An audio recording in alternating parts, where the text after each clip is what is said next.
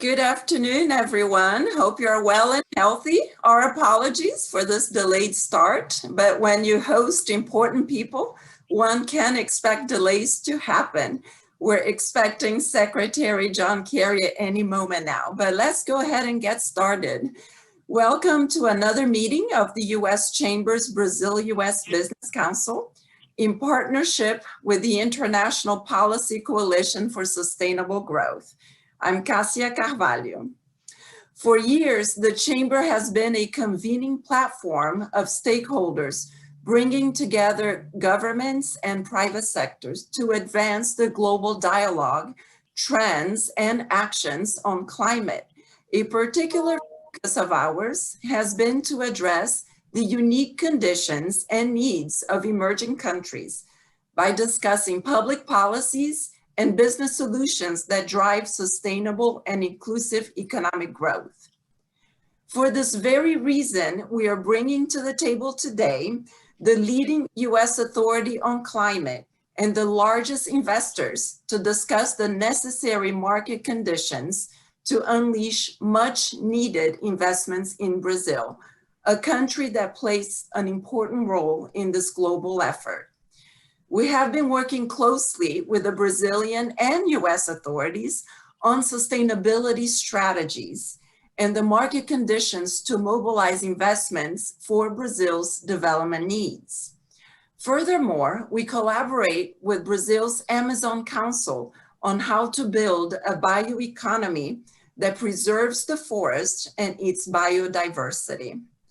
It's really an honor to share this platform with such a great lineup of leading figures at the forefront of climate actions and investment decisions. Very briefly, I will go over the flow of today's program.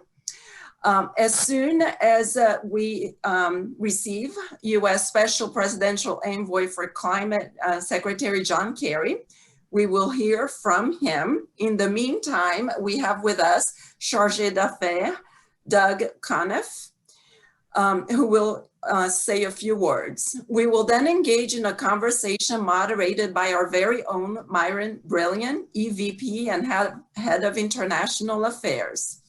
Next, we will hear from Gary Litman on the important role that the Chamber is playing globally on climate.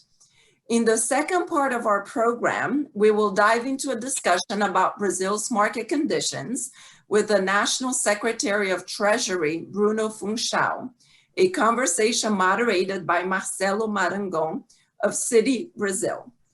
Last but not least, I would like to introduce our Council Chair, Ernesto Torres Cantu, CEO of Citi Latin America. We are very lucky to have Ernesto bring the investor's perspective to this discussion. Ernesto has a very successful banking career and is now responsible for 22 countries in Latin America where Citi is present. He is also a member of Citi's executive management team.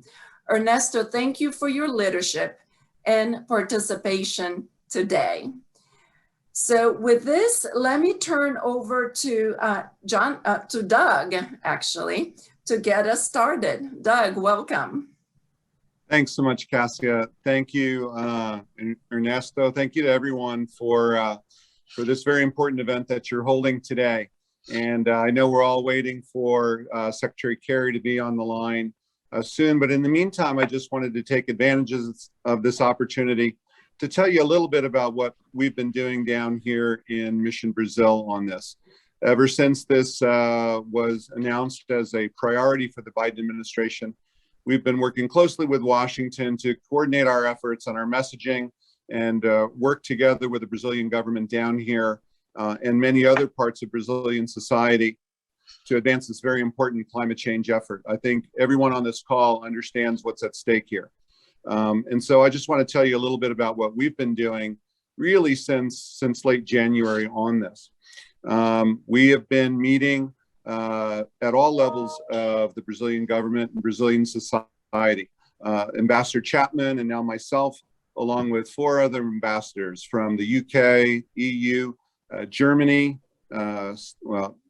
Spain, Norway. We've been meeting with ministers across the Brazilian government, meeting with governors from the Amazon coalitions, consortiums, every C letter you can imagine. We've been meeting with them, talking to indigenous groups, NGOs, private sector. I was down in Sao Paulo a couple of weeks ago, where we met with several banks regarding green financing. So it's really been an all hands effort. We've been very coordinated with Washington on this. And so over a period of time, we were working with the Brazilian government in the lead up to the Leaders Summit on Climate, which happened on April 22nd. And we were very pleased with the commitments that were made with President Bolsonaro at that event, specifically a commitment to end illegal deforestation by 2030, a commitment for carbon neutrality by 2050, and then doubling the budget on environmental enforcement, because as you all know,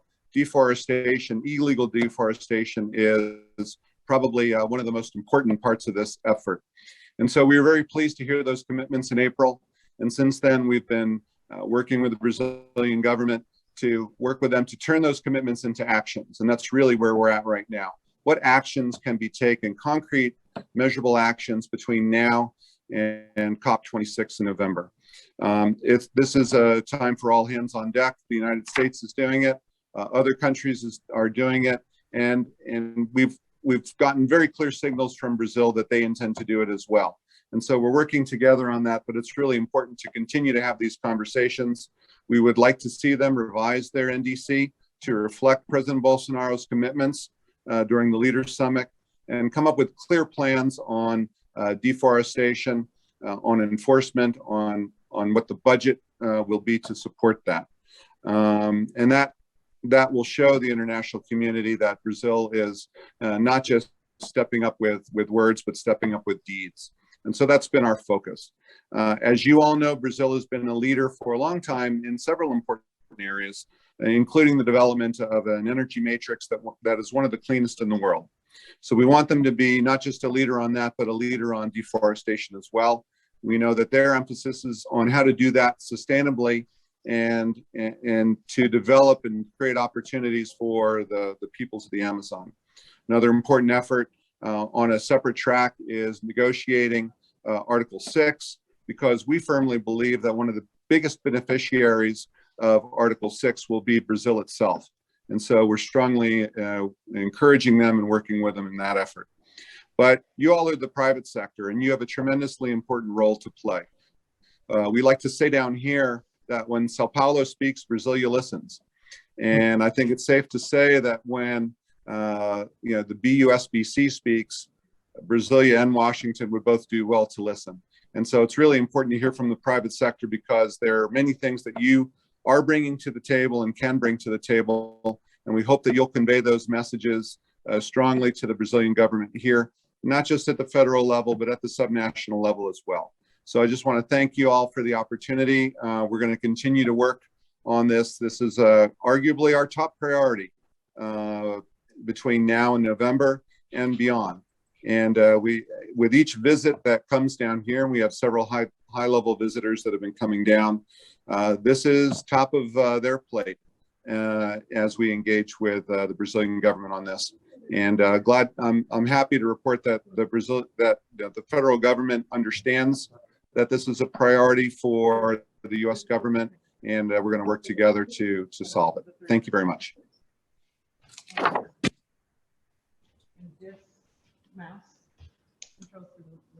Maybe see if there's any questions for Doug from the audience.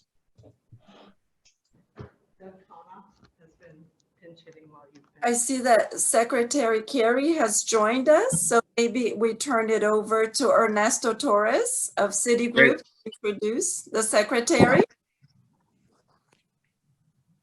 Hello. Hello, Secretary. Hello, Secretary. Good to see you. It's Myron.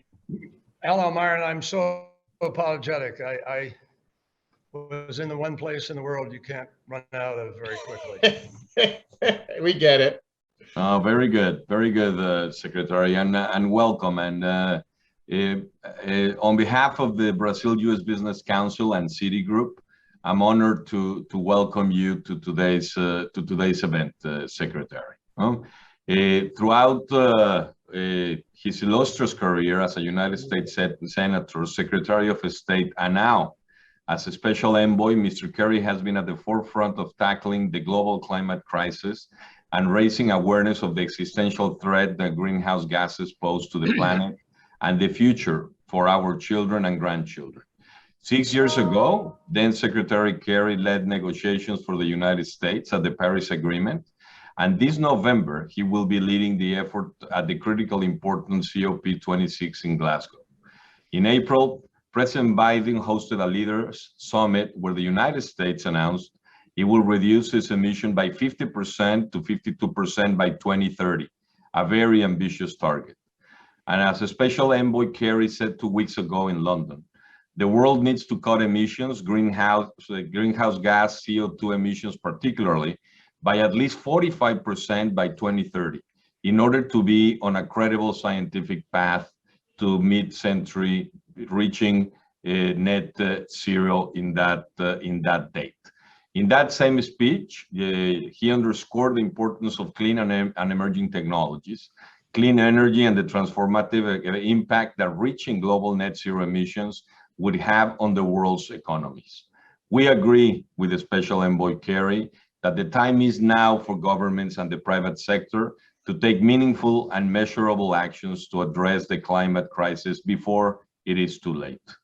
Most, if not all, of the companies participating in today's event, Secretary, have risen to the challenge and have announced their own commitments to reaching net zero emissions by 2050.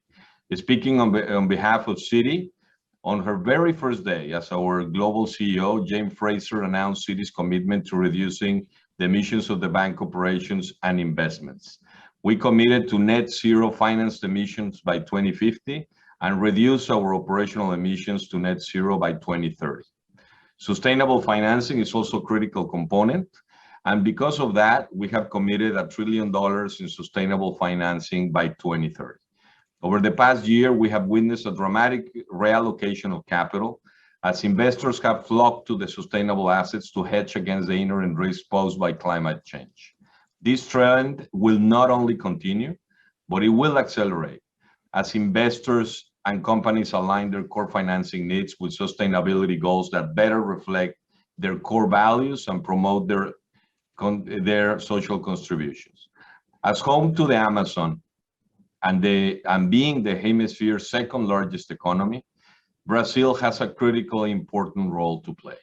Special Envoy Kerry, it is a great honor and pleasure to have you here with us today, and we look forward to your comments. Well, thank you very much, Ernesto. Can you hear me? Yes, we Yes, yes, we can, Secretary, perfectly well. Great. Thank you so much, Ernesto. Thank you for my introduction.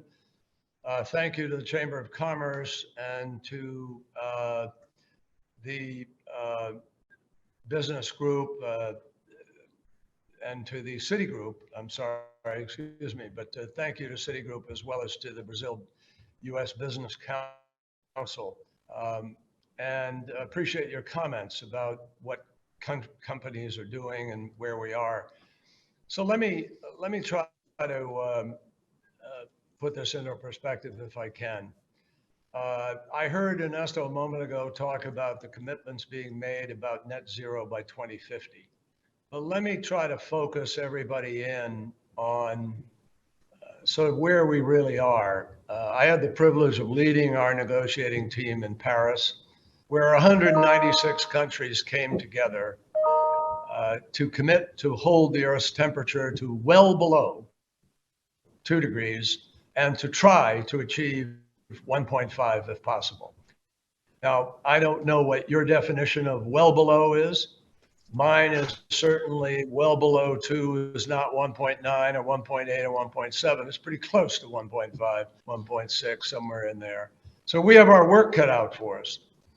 And even if every country that came to Paris did what it promised it would do in Paris, and they're not, we would still have a rise in the Earth's temperature of about 2.5 to 3 degrees. And some scientists assert that it would be more, and we're actually on track to hit more, 3.7, 4 degrees, who knows. What is happening to us today on planet Earth, the floods, the fires, the intensity of storms, the melting of ice, the changing of temperature in terms of arable land and what can be grown where, there are so many different consequences. This is at 1.2 degrees, not even 1.5. And to contemplate heading to 2.5 or 3, which is where business as usual is taking us, is to contemplate a planet that would be so different from what we live on today, with tens of millions of refugees, countless challenges to food production, water, wars over water, who knows. I know what our intel community says about the threat multiplier component of this challenge. And the fact is that what people did in Paris was not fakery. It wasn't as if people were pulling the wool over the eyes of their citizens. It's just that the best that you could achieve in Paris was getting people to agree to write their own plan. And everybody wrote a plan, and they all agreed to come forward and move. What we really were counting on was the message that 196 countries coming together would send to the world's marketplace. And indeed, the fact that 196 countries said, hey, we're going to all move towards sustainable, renewable, alternative energy, did send a message to the market. And all of a sudden, $538 billion started to go into that sector, into the renewable, alternative investment sector. And we were banking on the private sector, fundamentally, recognizing this economic opportunity to such a degree that momentum would build, and we'd have new technologies emerge and new discoveries that facilitate this transition for our energy economy. A lot of that has happened. The problem is, on its own, right now, none of it is happening fast enough, folks. And I am not an alarmist. I don't run around, saying the world's going to end tomorrow, or you have to change your lifestyle. There are a lot of things that people are hyping here, which exaggerate the choices that we really face. But the reality is that in Glasgow, in about 90 days, we have to do not what we're willing to or just want to do. We have to do what we have to do. Why? Because the IPCC, the scientific arm of the UN process, told us in 2018 that we all, that is to say, we in positions of power and decision making, have 12 years within which to make the most critical choices that avoid the worst consequences of the climate crisis. 3 of those years got chewed up with a president who didn't even believe in science or cite science or know science. And so we are where we are today, trying to make up for that. But the fact is that we are at a time where we have to accelerate everything. The IEA a few weeks ago came out with a report saying that we are not on track, and that to get on track, we would have to deploy renewables 6 times faster than we are today. We would have to phase out of coal 5 times faster than we are today. We would have to move to electric vehicles 22 times faster than we are today. You get the drift. In every respect, we are not moving fast enough to achieve what we have to achieve. And the challenge is not making the promise net zero by 2050. The challenge is, in fact, reducing sufficiently between 2020 and 2030 so that we are in a position to actually achieve net zero by 2050. It really is that simple. And that's not me talking. There's no ideology, no politics in what I just said. It's the science that's telling us this. So I still believe the private sector is ultimately going to be how we win the race. No government has enough money to transition the way we need to. Now, I've worked with the 6 largest banks in America. They have stepped up and they have proclaimed what they will invest in this climate transition over the next 10 years. Bank of America, Bank of the JP Morgan, Goldman Sachs, Morgan Stanley, State Street, Wells Fargo, they together have announced $4.16 trillion that they will invest over the next 10 years in order to accelerate and effectuate this transition to the new energy economy. That's without the asset managers at the table. That's without Larry Fink and BlackRock, who says he'll probably be able to do $1 trillion out of their enterprise and more maybe. But unlike banks, they're in a position not to quote, lend their own money. They have clients and they have to decide, their clients have to make a decision that they're willing to invest where they need to. So the business, I think that we're looking at the largest market the world has ever known. I represented Massachusetts in the Senate in the 1990s. I watched while some people missed the technology revolution and others grabbed onto it, and we created huge wealth. It was a $1 trillion market at the time with about 1 billion users. The energy market today is a 4.5 billion to 5 billion user market. It's going to go up to 9 to 10 billion in the next 30 years. It's global and it's already worth multiple trillions of dollars. So we're looking at the mother of all markets, which is why money is now chasing the things that we know we have to do to win this battle: green hydrogen, battery storage, other kinds of storage, direct air capture, literally 100% abatement for fossil fuel of one kind or another. So I think that we're only going to get where we need to go, folks, by making Glasgow a success. And that's really where you come in. I think the business world, I've been working with His Royal Highness Prince Charles on the Sustainable Markets Initiative. We're working with the World Economic Forum on a new effort called the First Movers Coalition, which is an effort to try to get established companies to announce that they will buy a certain amount of green product, whether it's green steel or green hydrogen, so that that market can begin to accelerate in its deployment. And we are going to do our part. The president is very serious. I just left him, as you know, and I apologize for being late again. But he is deeply committed to achieving the goals of a 50 to 52% reduction in the next 10 years in our emissions. And because of his leadership, we have now brought 55% of the global GDP to the mission of achieving 1.5 degrees. But obviously that leaves 45% outside of that. And so we now have to work with Brazil, with China, with Russia, with India, with Mexico, with Australia, other countries, because we just cannot get this done if only 55% of the world's trying to do it and others are taking a slower time to get it done. So mobilizing the private sector finance is a key part of our plan. Working with you, with the Finance Development Corporation and other entities is a critical part of our plan. We are very, very hopeful that you will join us in Glasgow and over these next 3 months, play a critical role of impressing on governments everywhere. Wherever you have a supply chain, wherever you have a footprint, wherever you have influence, we need you to get the world moving to accomplish this. The frustration is, it is accomplishable still, but we have to treat it like the urgent crisis that it really is.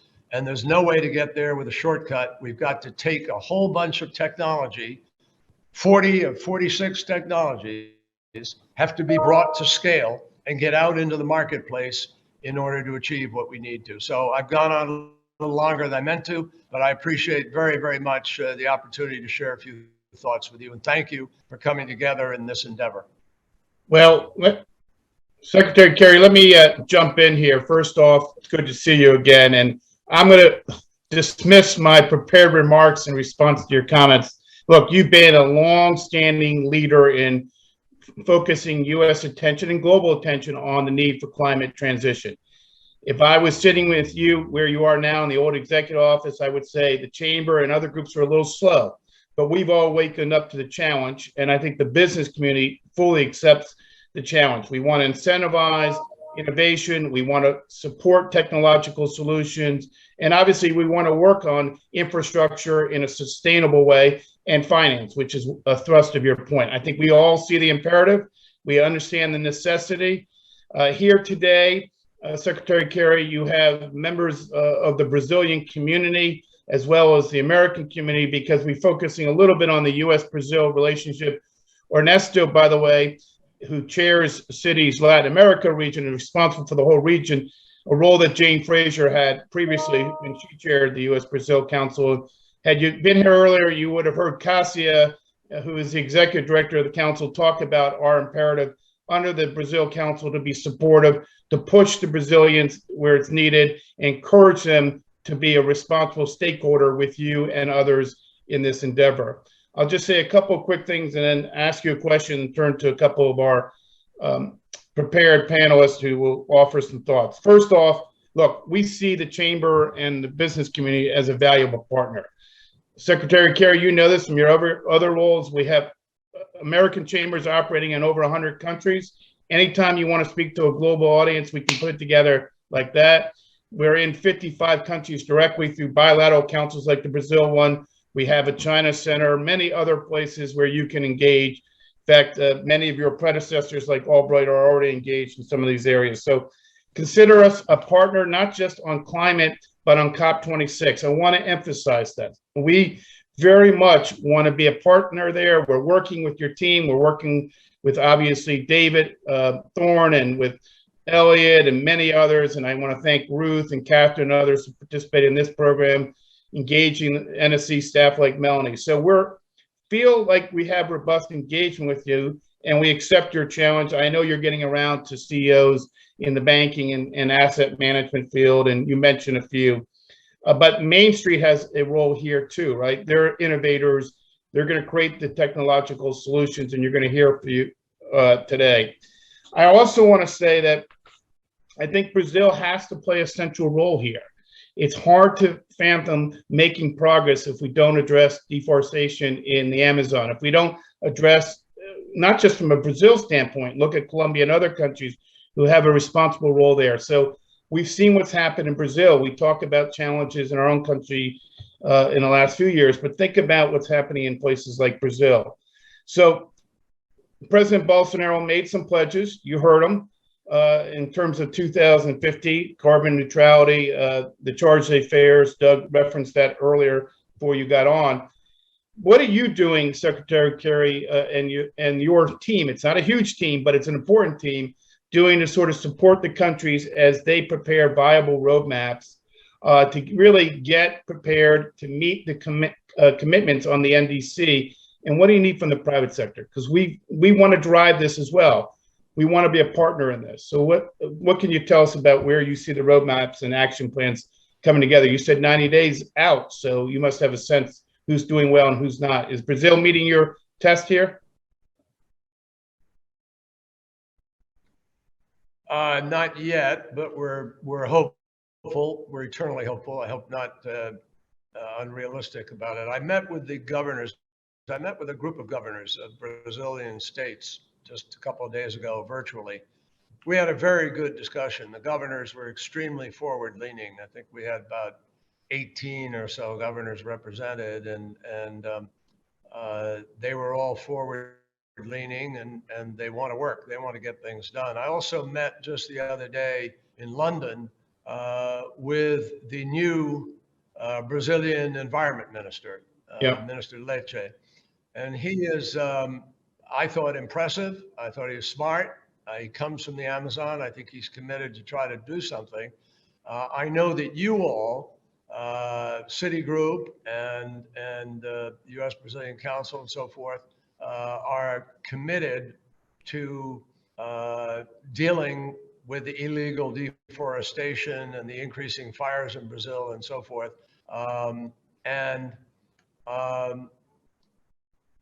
It's a real challenge right now because Brazil, as of now, has not yet raised its national determined contribution, and we're unsure of exactly where they're going to go with respect to the budget. President Bolsonaro promised the budget was going to be increased, but in fact it was cut by, I think it may be well that just communication hadn't moved down the line sufficiently. So we're open to seeing that corrected. But I think you all have an ability to be able to have an impact on this by understanding and helping the decision makers to understand that there's a net transition coalition gathering steam around the world. And I think Brazil, like it or not, because it possesses this asset, this forest, that happens to be the largest in the world and is often referred to as the lungs of the world, we have to work out an accommodation for the forbearance of developing therein. We all understand there's going to be some money involved. There always has been. Every step of the way, money has changed hands. Although Norway and Germany have stopped paying some of that money because they haven't seen the results that were promised, which is less deforestation and more enforcement regarding it. So you all can speak up. Your jobs, you have market power, and you've already set, you've already taken the first step by setting a net zero goal. Now you got to take the real action to see that goal met. And we're willing to work with you in order to try to do that. We did say to the governors that we met with, we're prepared to help with technology, with finance. We're prepared to sit at the table and find out how we create a real enforcement mechanism that is measurable, accountable, and effective. So I think there are other things that you all can do is help to build near-term markets for innovative technologies, which will help you meet your goals, and join us in the First Movers Coalition, which will be a collection of buyers clubs, if you will, groups of companies who commit to buy certain quantities of low carbon products. And we think that will encourage people to move in that direction. So we're going to be launching that coalition at COP26. We'd love to have every one of you on board and have you each bring on X number of additional companies. We are also convening companies around initiatives to accelerate agricultural innovation, nature-based solutions, and climate entrepreneurship, all of which will push for the creative solutions that we need to meet the targets that I talked about earlier. And then there's finally a thing that's now being put together called Glasgow is Our Business. It's launching this month, 75 days out from Glasgow, and it's going to raise the voices of CEOs from around the world to leverage your climate commitments through a sophisticated, targeted public platform. And we think it's a big lever for success at Glasgow when the CEOs engage in robust public communication here. And also, importantly, with behind the scenes conversations with the people you interact with every day, and particularly in government. It will send a specific message that you have a stake in the success of the outcome of Glasgow. And I'm not exaggerating when I say to you that Glasgow really is the last best hope we have to meet the scientific standard that's been set. They say we now have 9 years left to avoid the worst consequences. Those worst consequences will cost you all a lot of money, believe me. Adaptation, resilience, damages, all the things that interrupt the flow of business, your supply chains. There isn't any valid economic analysis that does not show that today it's a hell of a lot cheaper to act now than it is to procrastinate and wait and then take whatever comes at you. Well, so those are the things that I think you should hang your hat on. Well, we're on it, and we're eager to hear who you think your key person is for contact on the COP26. But let me turn to a couple of the questions, get them all in, and then you can respond. I want to first turn to Matthias Berninger because he chairs the Chamber's Global Task Force on Sustainability. He's also responsibility for sustainability policies at Bayer. Matthias, go ahead. Thank you, Myron, and good to see you again, Secretary Kerry. You talked about the topic of deforestation, which is obviously not only a big one in the relationships between the U.S. and Brazil, but also a big topic for Glasgow itself. We are part of a coalition. The U.S. government, the U.K. and Norway have started the LEAF coalition, which tries to mobilize private sector investment in nature-based solutions or in forest protection. So my question is, what can be done to ensure that those investments, for example, in Brazilian forest protection, are actually met with open arms and not lead to a transfer of money that doesn't slow down or stop deforestation? And since you talked about that topic of also economic losses, just one example, we are observing at the moment the worst drought in like 100 years in Brazil. And my strong belief is it's not only caused by the weather effects of La Nina, it's also caused by deforestation. So when you chop down the forests, apparently you do not only lose trees, you also lose rain, which is something our customers realize. They have like a third and more of less corn harvest this year. And that's a scenario that's not happening in the future, it's happening today. Okay, let me get in two more and then we'll go back to Secretary. Yeah, before you do, I'm sorry, Ernesto, if I could ask Matthias, I heard you say nature-based solution and then your question kind of cut out. You started to say, what can the governments do? Yeah, what can the governments do who supported the LEAF coalition to ensure that this investment really leads to sustained forest protection? So how do we deal with countries like Brazil where we are still a bit on the fence? Okay, we good on that? Let me, Secretary Kerry, your team met with Boeing not too long ago, and aviation is another sector that's critical to this whole incentive-based program to really move us forward on climate transition. So I wanted to turn to Landis Loomis with Boeing. Landis? Thank you, Myron. Secretary Kerry, thank you for joining us today.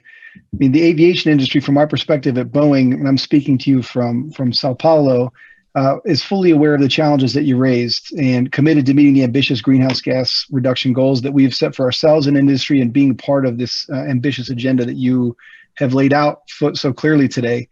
Now, there are several technologies that will all play a role in helping us get there. Boeing is, supportive and is an expert in each of them. That includes hydrogen and electric and others. But in our analysis, as we look at the imperative of beginning to bend the greenhouse gas emissions curve today, there's really only one technology that's proven that exists, that's being used already, that can work in existing infrastructure, both inside the airplane and on the ground, to begin to make that meaningful reduction in greenhouse gas emissions, and that is sustainable aviation fuels.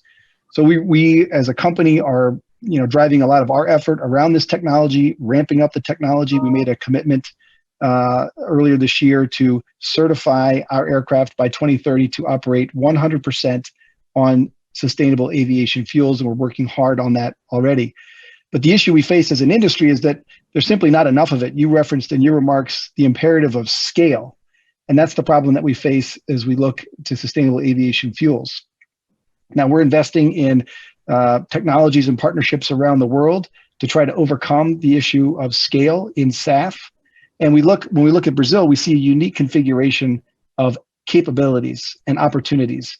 Brazil is a world leader in aviation, energy, and agriculture, just like the United States. In fact, our two countries are the world's top two biofuels producers.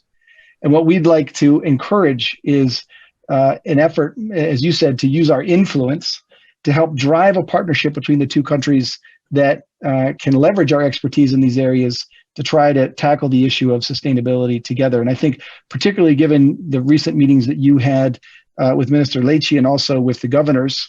For example, Governor Doria of Sao Paulo. The state of Sao Paulo itself represents almost half of Brazil's entire production capability in SAF. So these subnational links are very important, and I'm very glad to hear the work that you're doing to develop those. So the question to you would be, what opportunities do you see to increase the collaboration between our two countries to scale up production of environmental solutions like sustainable aviation fuels? Thank you. Okay, then I want to turn to Marcelo from Citigroup from Brazil. Marcelo. Thank you, Myron. Mr. Secretary, thank you very much for sharing your thoughts on such an important and urgent agenda. And my question is to our broader base of clients and associated companies from the Council, which is you have highlighted the importance of the private sector in fighting and leading this agenda. Can you please share with us the most important strategic actions that you see the private sector can take to lead this agenda and help meet the challenging targets you mentioned? Thank you very much. Okay, Secretary, I'm mindful of your time, but The agenda, you're talking stick in about one more question, which is this. Elsewhere. The Biden administration has had to deal with a changing position potentially around CBDM, and obviously Senate Democrats, some of whom are your very close friends, have put forward an idea. You had some comments when you were in Europe about CBDM. We certainly have some concerns about the trade impediments around carbon border adjustment mechanisms. Just a comment on where you are today on that issue. 4 light topics. Okay. Yeah, no, that's great. I just didn't get the Marcello's asked for the most important way to meet something agenda. Which agenda? Yeah, sorry, Secretary, you mentioned several actions that the private sector can take. You mentioned about the supplier finance to net zero. So if you can expand on that, given that we have a broad base of clients and associated companies from the Council, your words will be valuable in the advice on which are the most important actions that we can take from the private sector view to help foster this agenda and meet the targets that you mentioned. Thank you. Fair enough. Well, let me begin with Mateus on the deforestation and nature-based solution.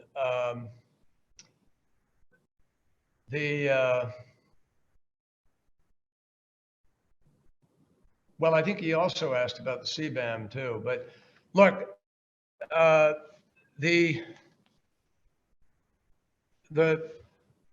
the government obviously has a gigantic ability to deal with the deforestation and to advance the nature-based solution. And you're absolutely correct about this cycle of losing the rain itself. I mean, what happens is Dr. Thomas Lovejoy, who is a longtime friend of mine, he's been a lifelong advocate and scientist involved with the Amazon. He proffered the theory some time ago that there's a critical mass. If you lose a certain critical mass, you actually lose the cycle of the rainforest, and it compounds the problem even that much more. I can't tell you where that is or when it is, but there is some evidence that now the Amazon is giving off more CO2 than it is consuming already, which is dangerous. So what can the government do to make the difference? They can enforce. They can be serious about their goal, or they cannot be. And if the government, if any person within the government is complicitous with people who are behaving badly, you got a serious problem. And there is some evidence that that has taken place in Brazil. So follow through is going to be absolutely critical here. And you all have a huge ability, I think, to help set a different standard. Because you represent income and jobs and growth, development, those are all essential to anybody in politics. And if you begin to say, look, you know, we need to have a higher standard, and we need to begin to work effectively according to international needs and be part of the solution, not part of the problem. I know it's not easy sometimes, and sometimes you rely on the government for a decision that's critical, and they have leverage and it works back and forth. I've seen that all around the world, and so have you. But you can put together a critical mass of proactive businesses that understand that in the long run, no business is going to be advantaged by the chaos that will come with climate disasters. And we're already seeing the harbinger of that, where storms are so much more intense, fires are burning up more proportions of states and countries. Water is becoming scarcer. People are already moving. We already have climate refugees. So you've got enough evidence of what might come in greater amounts. And I think you all can be talking common sense to people who can only see the short term and the current moment. We can't win the battle if we don't have some people with vision exercising common sense around that vision. Landis, on the Boeing thing, I'm greatly encouraged by where people are with respect to SAF. It is a critical component of any solution. I don't know what the future is for electric airplanes or hydrogen airplanes. I just don't know. And clearly, the one that sort of works on the current platforms and the least disruptive is obviously the biofuels. And bringing it to scale is a big deal. But it's also a big economic opportunity, for God's sakes. I mean, the people who can lay out the plan and do the research and help to accelerate, because it's bio, it is inherently something that's got to grow at some stage. And so we've got to find a way to grow at scale. And that's a big undertaking. I don't have this. I mean, I don't know what I know what the goal is. I can't tell you exactly how we're going to get there yet, but I don't think we've begun to apply enough global research consortia, and we certainly haven't thrown enough money at that at this point in time. I'm pretty confident that we're going to find a way to get there. We usually have with vaccines and with polio, and TB and other diseases and other things we've had to do in emergency, and I think we'll find a way to do that now. The best opportunity to scale it up, I think, is for massive government funding input to the R&D and development, and maybe even tax credits and production tax credits that will, incentivize people to move faster and to put more money on the table. Marcello, on the agenda, the most important things to meet the agenda are a little bit what I've already talked about, which is, you've got to have people in these countries who are seized by the issue. And for a long time in America, I'll give you an example, we've had deniers. And we've had people who have slowed the process down for 10 or 15, 20 years. I've been at this for 30 years.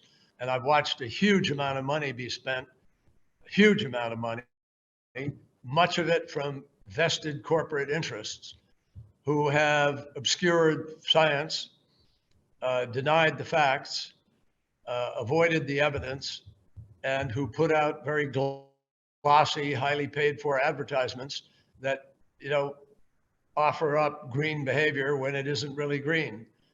So there's got to be a truthfulness in companies' approach to this. And I think more and more citizens and entities within countries are going to hold people accountable and demand that. We just don't have the space here. And I'm telling you that because entities that I respect, like the IEA, which was, after all, formed as an entity to basically explain the policies of the fossil fuel industry, and has never been accused of being a sort of, do-gooder, environmental, meddlesome entity. It has been very clear about what our challenge is. It says we must deploy current era technology at the most rapid pace you could imagine. It says we must explore the new technologies at the most rapid pace, super steroids that you could imagine. And it also says, to the amazement of many, the IEA, that there shouldn't be any new fossil fuel projects at this point in time because we don't need them because of what we're able to do otherwise. So you need to digest that as a means of really determining who you're willing to support in public life and what stands you're willing to take as corporate entities. And finally, on the CBAM, President Biden has asked my team to evaluate it. We are literally doing that. It's not my first choice by any sense of the imagination, because I think it does have the capacity to be conceivably disruptive, not certainly, but conceivably, and would create perhaps many complications in the trade structure of the world. And there'd be a lot of fights, and it could lead us to lowest common denominator behavior.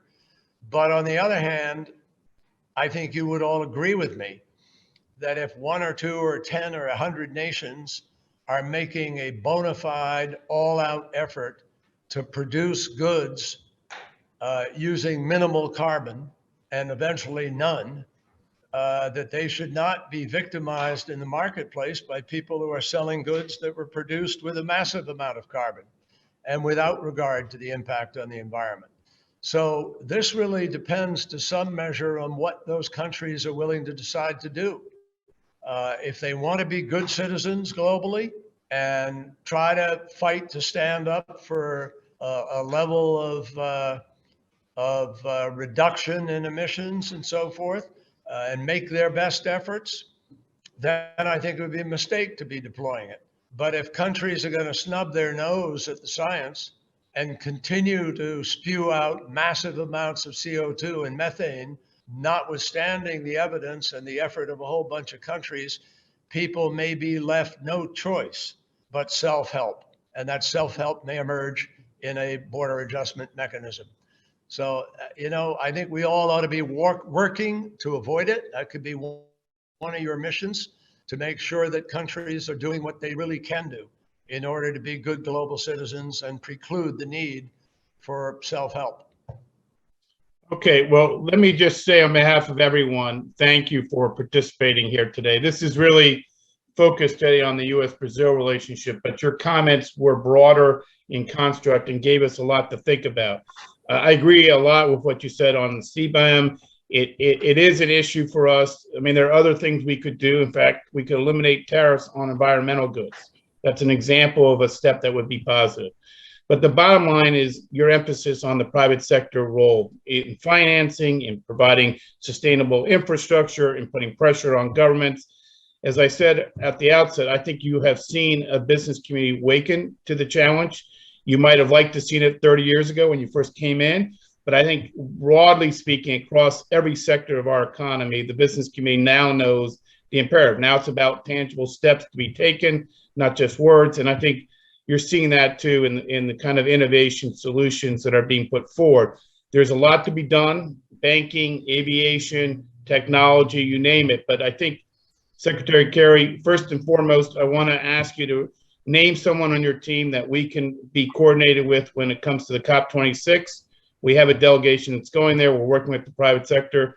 And then, of course, in addition, remember, you always have a place, a platform we can reach out across the world through our networks and, of course, through the CEO community. And I just want to thank you on behalf of our chairman, Ernesto of the Brazil Council, and Cassia and the whole team at the Chamber. Thank you very much for the strong leadership and support you're providing on this issue at this critical moment in time in history. Thank you. All the best. Pleasure to be with you. Thank you. And you're already in touch, I think, with Elliot Duringer and with David Thornton.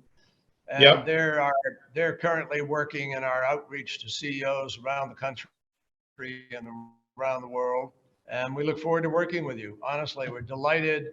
There's no retro looking back and wondering why we're just delighted everybody is really starting to get seized with this issue.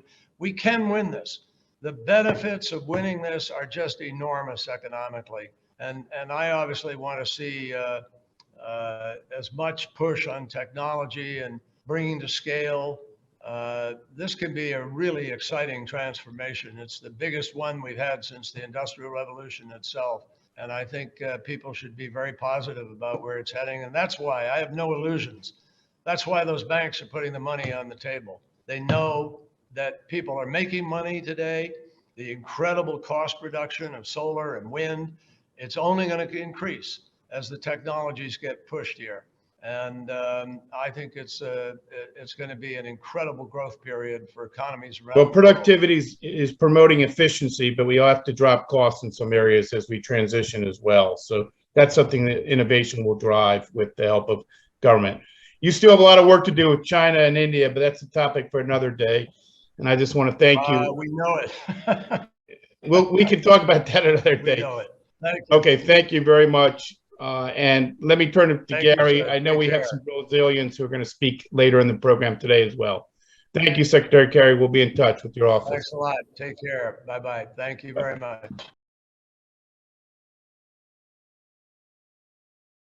Thank you, Myron. I'm Gary Litman. I'm Senior Vice President for Global Initiatives. As one of those initiatives, the Chamber has stood up the International Policy Coalition for Sustainable Growth. And the name speaks for itself. We represent that part of the civil society that transforms natural endowment into the goods and services needed to sustain livelihood. So we depend on growth. And with all the imperatives of preserving the nature, of stopping nature loss and addressing climate, we can only be part of that if we keep our profit motive front and center. And that would make sure that all the investment that Special Envoy Kerry was talking about will actually be deployed, because we'll be motivated by profit and by delivering what we need to deliver to the society. The conversation today is a perfect example of the dialogues that our coalition, led by the Chamber, is trying to organize in all of the major economies, starting with G20. Brazil may not be the top 5 emitter, but we bet on Brazil's economic growth, and we want to contribute to it. And we want to make sure that that economic growth comes with better management, better stewardship, better environmental outcomes that will serve to address global challenges. And the Chamber is working to organize similar dialogues with all of the major economies. We'd like to make sure that business is at the table, not at the last moment when goals have been set and the paths have been decided on through a diplomatic process, but very early. So we can tell which sectors and how, in what regions can actually deliver the solutions using private sector investment in innovation. That's the purpose of the dialogues, and we're very encouraged that Brazil has been clearly leading the way thanks to the U.S. Brazil Business Council, Cassie's leadership from day one. The coalition has very clear goals. Number one, it's making sure that economic growth is not lost in the conversation, because without that, we can only wish that nature would be preserved. We need resources for that. We want to leverage international trade for sustainability. We don't believe that excluding countries from global markets is a good pathway towards sustainable growth. Whatever the reasons, we need to think about that as countries undertake commitments. They need to go through transformations.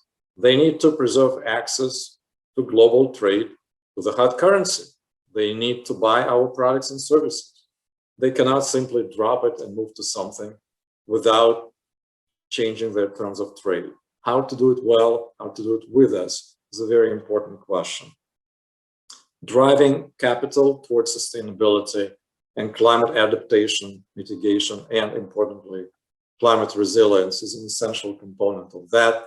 And we're very encouraged by the efforts led by the US government, especially US Treasury, in coordinating the plethora, the enormous universe of multilateral initiatives led by MDBs, multilateral development banks, and other funds. They need to have coordinated mechanisms so they don't step on each other's toes and don't create market confusion. So those are their basic principles. We'd like to focus faster on the hard-to-abate industries, that are frequently those industries that take the primary resources and make them available further down the supply chain. If we create that, if we help them, if we tilt the proverbial playing field towards those who are willing to take the risk and move in that very complicated area upstream towards new technologies, new ways of doing business, it's easier to see how on the end of that, the consumer will drive their own preferences. But that chain is very long, it's very global, and we hope that they'll be more focused on experimenting at scale in different sectors in different ways with the best available technology, and obviously access to finance that would make those investments profitable, because that's what drives us. And we invite everyone who is participating today to join our coalition, because our job is to be that unavoidable partner to policymakers when they get together to discuss the future of this planet. Thank you, Cassia. Back to you. Thank you, Gary. We now will turn over to Marcelo Marangon of Citibank, Brazil. Marcelo, take it away. Thank you, Cassia. Good afternoon to all. It is an honor and a privilege to be among such distinguished guests. And I want to start by thanking the Brazil-U.S. Business Council for promoting this event and for inviting me to host such an important panel. All stakeholders are paying more and more attention to the movements of companies and governments, demanding increased environmental and social responsibility. Business strategies are increasingly structured by high-level global treaties, principles, and goals established by governments, NGOs, and our societies. That is also because investors are increasingly focused on ESG and sophisticating their due diligence techniques. To enhance the attraction of sustainable investments, governments are leading this agenda by reinforcing regulatory frameworks that reward and encourage best practices. One example is that several regulators are adopting climate stress tests and mandatory TCFD disclosures, thus integrating climate risk into their analysis, including in Brazil. And Brazil has a major opportunity to be a leader in this discussion, as we just heard, working with the private sector and different stakeholders to build local and national policies, regulations, and enforcement mechanisms. And now I have the pleasure to facilitate a discussion on getting the legal and regulatory framework right for sustainable investment in Brazil with Mr. Bruno Funchal, and hear his thoughts on this important topic. Mr. Bruno Funchal is a Special Secretary of Treasury and Budget at the Ministry of Economy in Brazil and former Brazil Treasury Secretary. He holds a bachelor's degree in economics from Fluminense Federal University and a PhD in economics from Getúlio Vargas Foundation.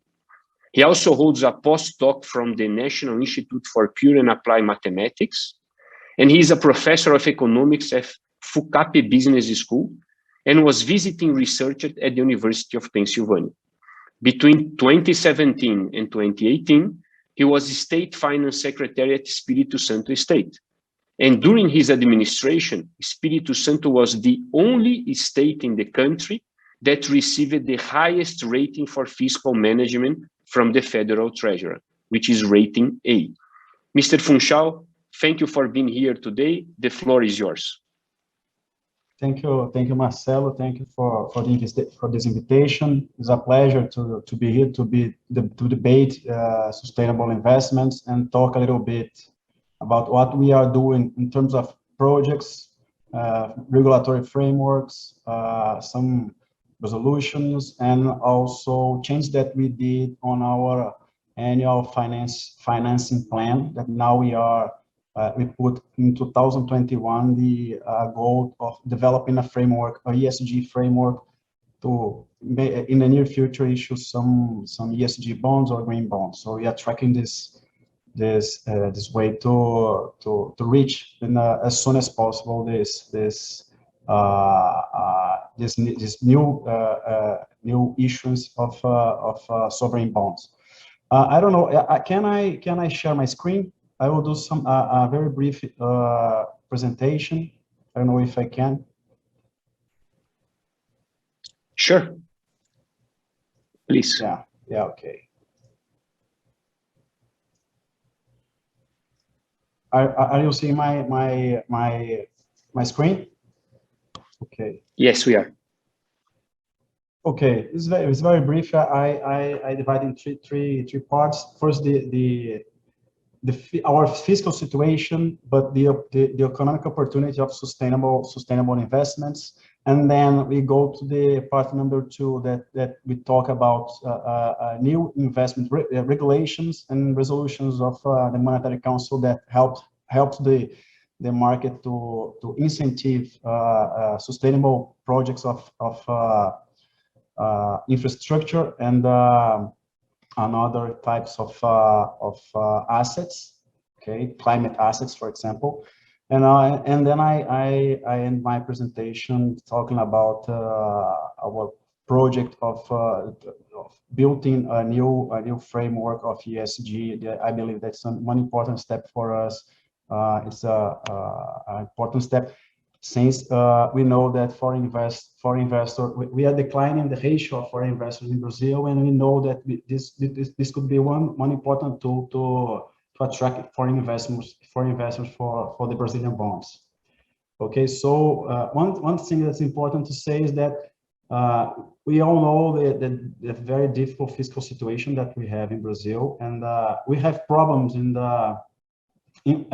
overall any investment, not only sustainable investment, but any investment. So our discretionary expenditures decrease a lot, and this is this red line. And then we must to develop conditions for the private sector to invest. So, and then new legal frameworks, as sanitation, for example, with the most modern practice, help us for new investments, but also connected to the sustainable blue, for example, blue sustainable investments. So we have one problem. We have a very rigid budget.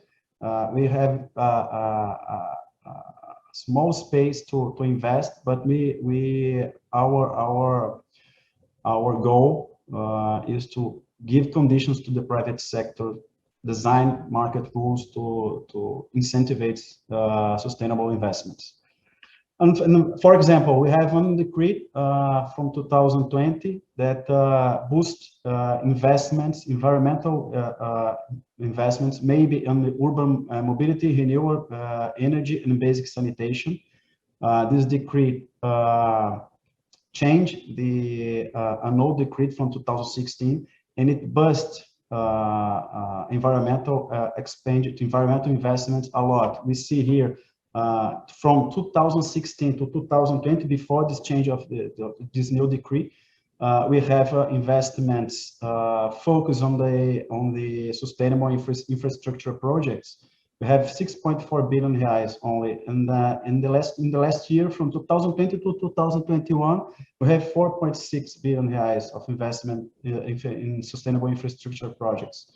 And the division of these projects is basically on energy, but also have some sanitation and transportation. Also, we did some changes in the agricultural sector.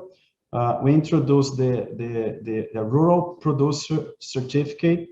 We passed a resolution on the Brazilian Monetary Council that basically it creates an asset that we can put price for the positive externality of grow a forest, for example. So we didn't have this market, and now we are creating market for positive externality of some action that is good for the environment. So we've just passed this new law in 2020, and now we are regulating through the Monetary Council all these new markets associated with the sustainability cause.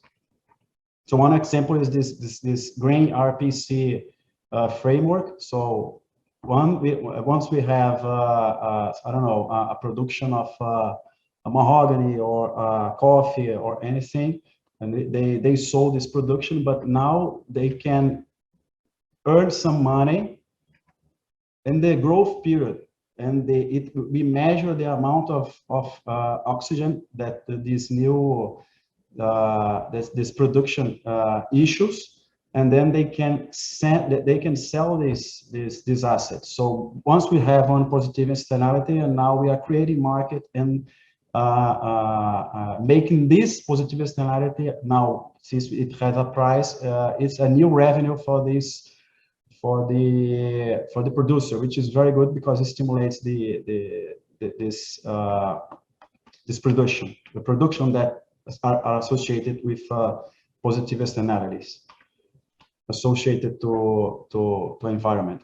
And just to end my brief presentation, one important step that I already said in the beginning of my talk, it's about the annual financing plan. So every year we design a plan that associated to our level of debt and how we will finance this level of debt that we have. And now one thing that we are putting as a possibility is ESG bonds. But to issue an ESG bonds, we have to build a framework of ESG bonds to bring new information for investors. So we have a lot of information, a lot of sustainability goals, and these goals should be very clear to the foreign investors. And then these goals of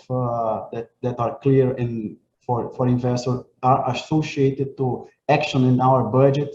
And now a foreign investor could track our investments associated to sustainability actions, and then they will see how this index will change in the near future. So this is the basis for precification of our assets, and then based on that we go to the next step and talk about the issuance of ESG bonds or a green bond. So what are our main goal? First, since we lost the investment grade in 2015, our base of foreign investors dropped from 20% of our overall debt to 9.7% of overall debt. And then we believe that, of course, getting back the fiscal is very important because it helps us to get the investment grade. But also we know that the important agenda for investors is the sustainability cost. So we are investing our time and in constructing this framework to help us to expand our investors base. So our goal is to increase and stimulate for investors looking to these actions associated to the sustainability clause to stimulate our bonds, the market, our bond market. So also external investor can improve Brazilian debt and composition maturity, because since we issue an external bond, usually it's cheaper and then longer maturity. So for us, it's important to change the profile of our debt. Improve the transparency and communication about sustainability, and this is the work that we are doing right now through 2021. Since the very beginning of 2021, is to build this framework to give more transparency to help foreign investors follow our indicators of sustainable indicators. Also, to improve the country's image to investors. And the recent progress of focus in Brazilian Treasury. What I said, in 2021, our annual borrowing plan announcing the intention to build the sustainable framework. We talked to sustainable sovereign issuers, looking for the new future issuing an ESG bond or a green bond. Also, we have a working group with inside the government, okay, usually with the chief of staff, help us to talk with another ministries to associate to sustainability development goals and budget actions to our index. And also we are talking a lot with multilateral banks that help us to development this new legal framework, this new sustainable framework that we are working on now on ESG. I believe that in our agenda, okay, the main goal is to build a robust framework for 2021. We consider different frameworks, social, blue, green. We have a huge agenda of social. We must develop a green agenda and a blue agenda. The framework must ensure continuity of issuance in the years to come. We have to commit and from medium and long term with investors and associate our sustainability goals. We have one of the goals is gaining credibility of related to our sustainability agenda. And I believe that's it. This is our main agenda, and of course we have our agenda focused on the private investment, and with a new regulatory frameworks, for example, the sanitation and the framework of electric energy, or the framework of infrastructure. All of these in the most modern framework that are totally linked to the sustainable goals. So working on this, we believe that we will give to the private sector an important basis to growth investment and growth sustainable investments. Thank you, Secretary Funchal. Very, very enlightening, the agenda that you are working on. We have selected few questions here to address in more detail some of these topics. So if you allow me, you have mentioned in your earlier speeches the reduced capacity of Brazil to use public funds to invest. Can you expand a little bit to us on why that is happening? Marcelo, in Brazil, we face a huge problem of budget rigidity. So, and most part of our expenditures are mandatory expenditures, and most part of the mandatory expenditures are indexed expenditures. So, and when we follow a spending cap, so if we follow a spending cap and the cap raise as the inflation index, if the mandatory expenditures, since the mandatory expenditures are indexed, the mandatory expenditure compress the discretionary expenditures, and every year we have some new mandatory expenditures. Now we are trying. I believe that in the last couple of years we did a great job on holding on this impetus of creating new mandatory expenditures. But you know, since the mandatory expenditures increase and it compress the space of discretionary expenditures, and the investments.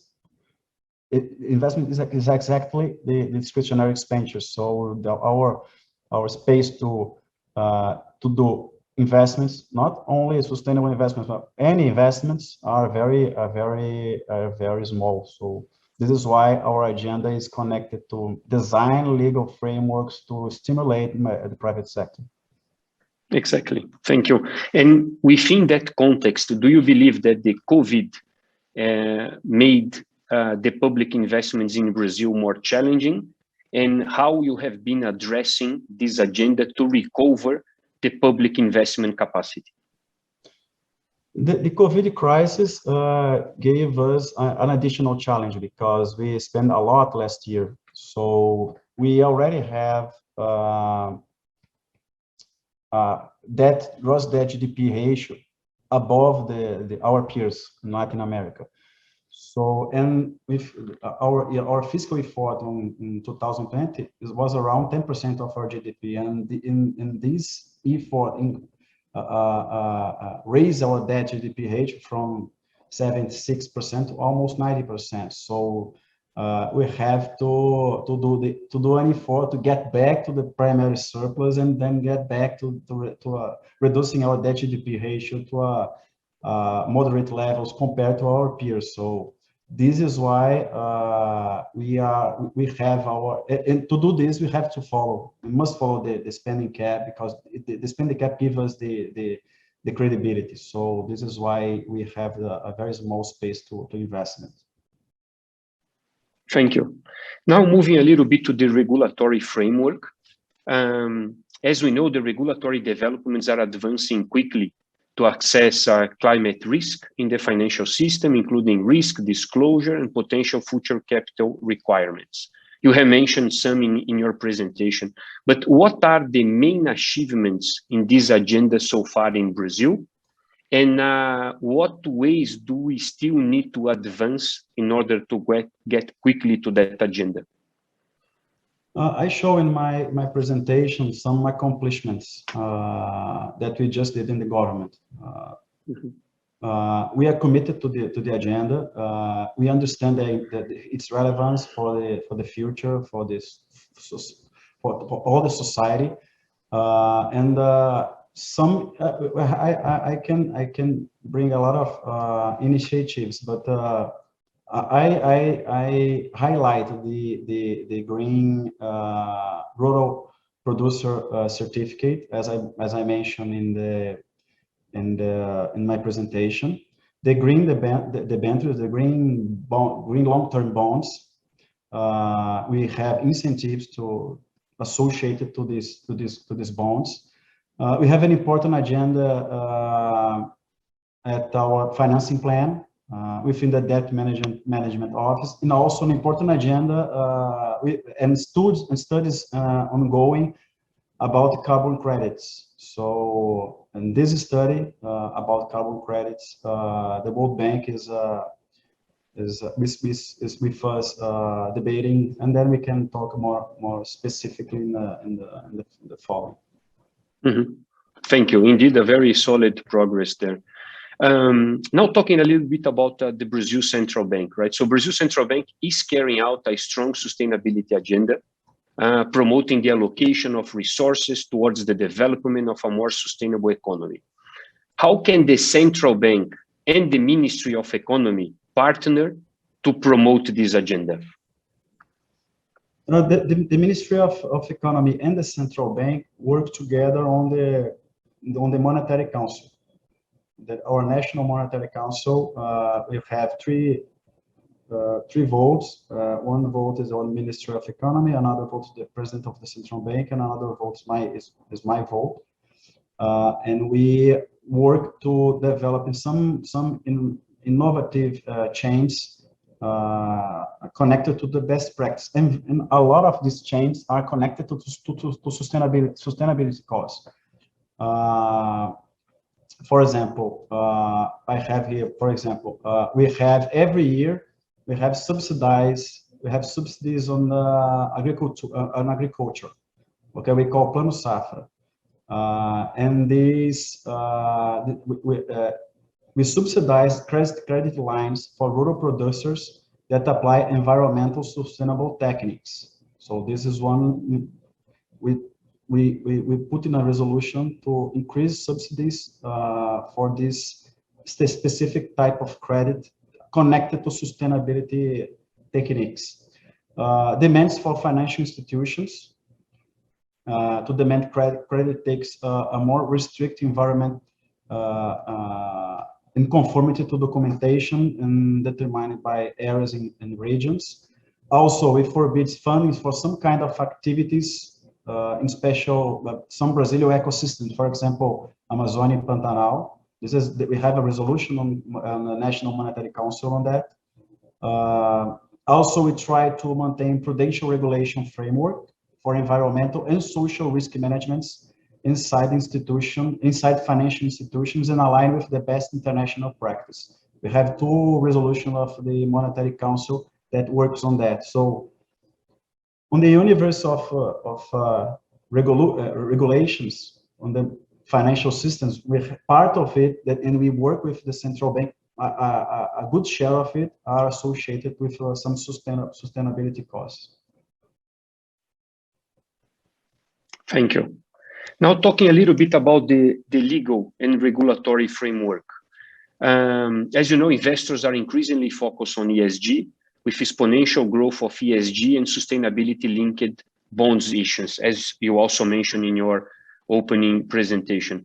How can Brazil's legal and regulatory framework help the country in attracting these investments? So I believe that is part of our agenda, our funding plan, and you know, a huge part of our agenda is fiscal and the productivity. And part of the productivity agenda is design most modern legal regulatory frameworks for several areas. We are running a series of macroeconomic reforms with most modern regulatory framework. And for example, we just did a framework for sanitation. And of course, it helps a lot the blue sustainability. You know, Brazil, we have, you know, we see Rio de Janeiro, and Rio de Janeiro just privatized the water system.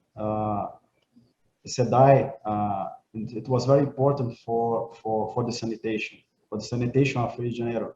And for example, for Rio de Janeiro was a promise for the 2016 Olympic Games, and we didn't see it happen. So I believe that we did a very important step on this regulatory framework, and we have to do the same in another fields. For example, electric energy, and for example, transportation. We see an important action of the Ministry of Infrastructure that railroads, the new framework of railroads, connected to the best practice. So, and also he's working in, just announced a large green bond program to finance transport projects. So I believe that with funding and the new regulatory frameworks are the main drivers of our actions. Excellent, thank you. Now linking all these initiatives to the current discussions on the tax reform, right? So we have been debating a reform of our tax system for some time now. How do you think that taxation can help foster climate initiatives in Brazil? And as an example, the European Union is discussing the first world's carbon border tax for some imports. How do you see that? We know that taxation induces a lot of types of investments, you know, but I believe that we have a conflict here, because at one side we are debating our fiscal problem. And just to remember, in March we approved a constitutional amendment, and in part of this constitutional amendment, we brought an obligation to present a plan that reduces our tax benefits. So we are in the direction of reducing tax benefits, not creating new tax benefits. So I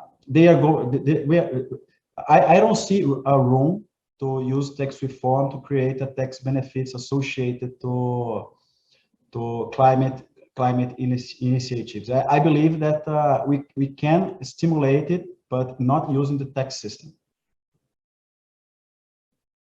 Yeah, very clear. The situation is challenging. On that sense, Bruno, we spoke in the Paris Agreement. Actually, they defined goals limiting the increase in the global average temperature, right? As Secretary Kerry just mentioned. Many companies are committed to net zero. CD, for instance, as mentioned by Ernesto, is by 2050. Several companies have announced similar goals. Brazil has committed to reduce emissions by 37% by 2025 and 43% by 2030, and reach net zero emissions by 2060. Do you think, again, the legal and the regulatory framework can help us achieve those goals? What do you think are needed to achieve those goals? I believe that our public policy, we put more money, we increase the budget of environment, of the Ministry of Environment, and this year we raised basically, we doubled the budget for the Ministry of Environment. It was like R500 million, and it went to almost to 800 million reais. Probably in the budget for 2022, we will raise a little bit more. So it will provide more resource to follow these goals, to try to reach these goals. But this is looking for the public policy. But also we know that we must have a good care on the private sector, and this is the modernization of the regulatory framework. So this is what I'm saying. One important driver of our actions is to modernize regulatory framework. So I just mentioned, I believe, three: electric energy, sanitation. We also we passed the oil and gas. We are the cabotage, railroads. So all these with the most modern framework are connected to this sustainability goals. So, but to build a proper framework to boost investments in the right kind of infrastructure technology, in the way we have to give conditions to the private sector go in the right direction, in the following the best technology, the best to how can I say, to contain to reduce emissions, especially about, and this specifically on sectors of mobility and energy production. We have a very clean energy production. We have a lot of thermoelectrics, but we must have condition to do better, to go to the wind, to the generation of wind energy and photo. I believe that's it. Thank you. We had one question here on what the government has done so far in directing capital, and you addressed that in your presentation. You just mentioned several initiatives, Secretary. So what's next? What are you working on to keep fostering this agenda? I believe that the most important measures that we are actions that we are doing in 2021, our focus is we are totally focused on building the ESG framework. We know that's a very important job we are doing together with the World Bank, and we have to mobilize the government, we have to mobilize have to coordinate the narratives, and go to the detail inside all the ministries and all inside the budgets and associated with our midterm and long-term sustainability goals. It's a very tough job. It's not an easy job. But I believe that at the end of 2021, we'll be ready to present this new ESG framework. It is a first step for some green framework,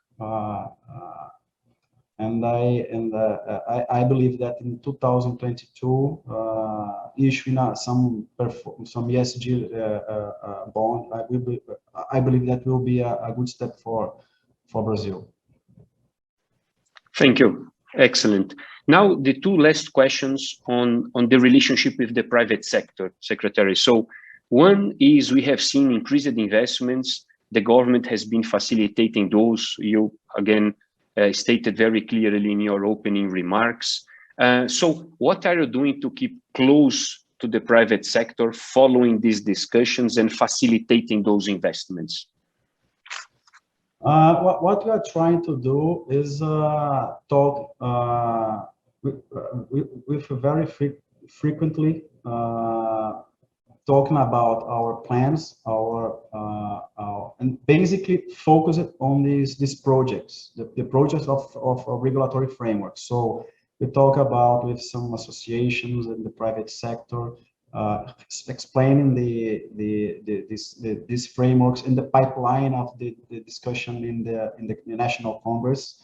You know, it was, for example, the sanitation as well. It was very important because, you know, it's very difficult to pass a bill like that.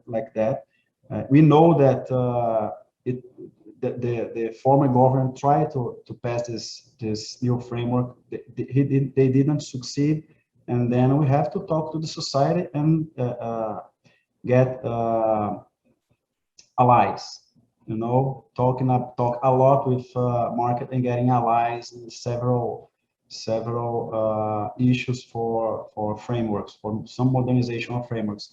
I believe in the pipeline, the next one will be the railroad and the electric energy. Thank you. That was going to be the last question exactly on the sectors. So you mentioned sanitation, agriculture, logistics.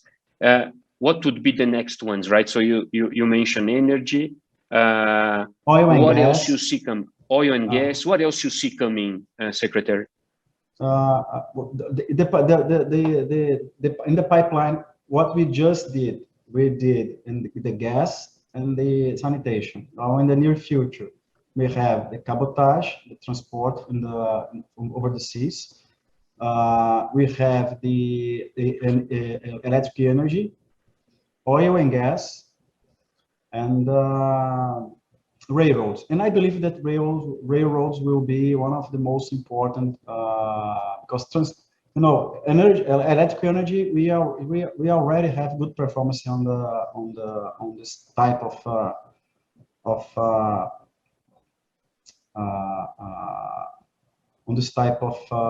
energy, but transportation, we have a very dusty energy. But if we go and design this framework for railroads, I believe that we have a good chance to improve this market. Excellent. Well, I think we have come to an end, Cassia, on the questions. Just as closing remarks, Secretary, I would like to thank you again for joining us for this enlightening conversation. Also to congratulate you because you were very vocal at leading the National Treasury in terms of fiscal discipline, and you have been very vocal in working together with the private sector towards this very critical agenda. So thank you very much. And just as closing remarks, I think climate change is the most pressing issue of the 21st century and demands urgent action. On the other hand, there are huge opportunities involved in financing the transition to a low carbon economy. And as an example, as we mentioned, just Citi itself has committed 1 trillion to sustainable finance together with our partners in the financial industry. We also notice that there is a strong investor appetite for sustainable investments, as we have seen a growing volume of ESG and sustainability linked bonds issued in the market in the first half of 21. This is an opportunity not only for the private sector, but also for the government. And as mentioned earlier by Ernesto, we firmly believe that institutional investors would welcome deforestation linked sovereign bonds, as an example. To accelerate this agenda even further, it is mandatory to create reporting standards, and we firmly believe that regulators, in cooperation with the private sector, can lead the way in addressing this issue. On this note, it is very interesting to see all the work that is being done by the Ministry of Economy and by the Central Bank of Brazil. So once again, congratulations, and thank you all for your participation. Cassia, back to you. Thank you. No, thank you so much, Marcelo. Thank you, Bruno, Secretary Funchal. It was an enlightful conversation and one of many. As you all can see, sustainability is a central theme, not only for the Brazil-U.S. relationship, but for Brazil itself, right? And how to mobilize sustainable investment to meet its sustainability goals. So Look forward to seeing you again at future conversations. We have a great pipeline of conversations leading into the last quarter of the year. So thank you so much, everyone, for joining us today, and I hope you stay well and healthy. Take care. Bye-bye.